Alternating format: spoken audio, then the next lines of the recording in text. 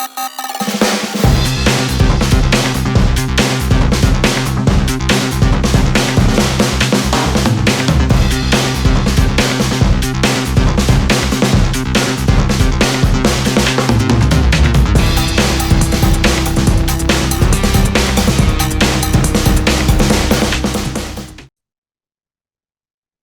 good morning and welcome to the Morning Report. My name is Willie Lawson. The Morning Report is a production of fightbackmedia.com, fightbackmedia.com, fightbackmedia.com, and fightbackmediatv.com. We appreciate you being here this morning. It is a beautiful Monday morning. It is, let me get my cup out. About 68, 69 degrees out there. Going to be a warm and sunny day here in West Central Florida. Sun is out. It's beautiful. And the wind's going to be up a little bit, which will be cool because it'll make it less hot when it gets up into the mid 80s with a nice wind. So that'll be cool. All right. Let's get the party started. So many people are calling for the resignation of Joe Biden, not really thinking through the process of what in the last 6 months could happen. But by the same token, I think these worlds collide because this idea of it's important who Donald Trump picks as a running mate or vice president, something that we should not be doing in the first place, is problematical. Because if you're picking a running mate for political reasons, as frankly they've always been picked since we've been picking them, I think that we get what we've gotten here. Two administrations back to back, Donald Trump, Joe Biden. The people are unhappy with the vice president. People are unhappy with Mike Pence because of how it went down in 2020. People are unhappy with Kamala Harris because Kamala Harris. Okay. It is not a position that I can't imagine anybody wanting. I think maybe had something happened to Trump, Mike Pence would have been better stepping in as president than Kamala Harris would be. I think that's probably safe to say, and I think that most people would agree with me. And it's not because Kamala Harris is a woman; it has nothing to do with that. It doesn't matter that she is in Indian, black, whatever. We've seen a lot of Kamala Harris, and I don't know if she would be. I don't know. I just don't think she'd be very good. If she had to suddenly, take the oath of office and be president. I know she ran for president. I remember that I'm old enough to remember that her campaign ended before the first set of primaries. So it's not like I don't think that, or it's just not that I don't think that she'd be a good president, or I mean, a president worth having.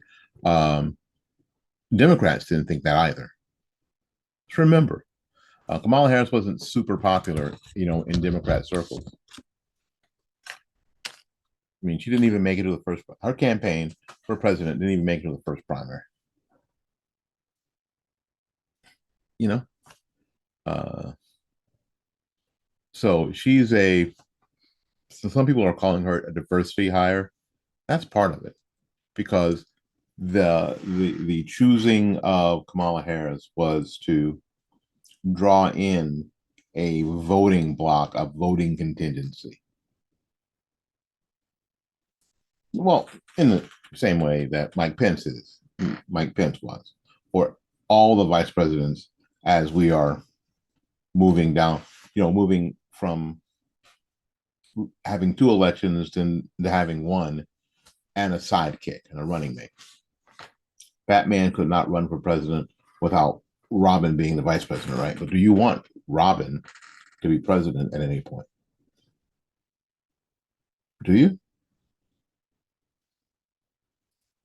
Not that Joe Biden is Batman. but you get what I'm saying. So we have to really, I think we have to sort of back away from that.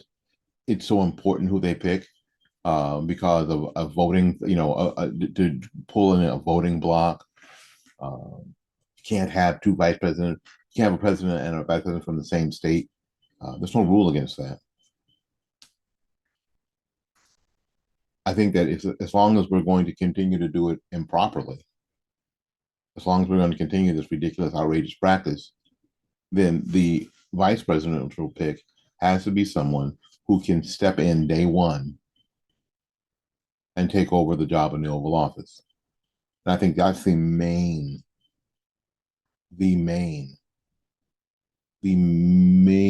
criteria. Not anything else. Not some voting bloc, not someone who's going to stand up to the president and push ideas. Mm-mm. Because the vice president at this point serves at the pleasure of the president. They don't have to listen to them. A lot of Kamala Harris's staff quit early on because they realized that she was not part of the legislative flow or decision-making flow. And I think that's on purpose. Now, Republicans didn't stop her from being part of the legislative or decision-making flow. Democrats, the same Democrats that basically didn't support her, her bid for president or nominee of the Democrat Party, they didn't support her either. Those are the ones that kept her out of meetings early on, especially. Those people did. So I don't know. Am I agreeing with them? I don't know, maybe. So it is. So please, as we move forward, this whole idea of who the presidential pick is, if it isn't the person who's ready to step in, God forbid, if they have to, day one, and continue this same mission as the president, then it doesn't matter. None of that other stuff matters. What state they're from, if they're a woman, if they're a POC, none of that stuff matters. All that matters is, are they ready to step in day one and continue the mission? That's all that matters.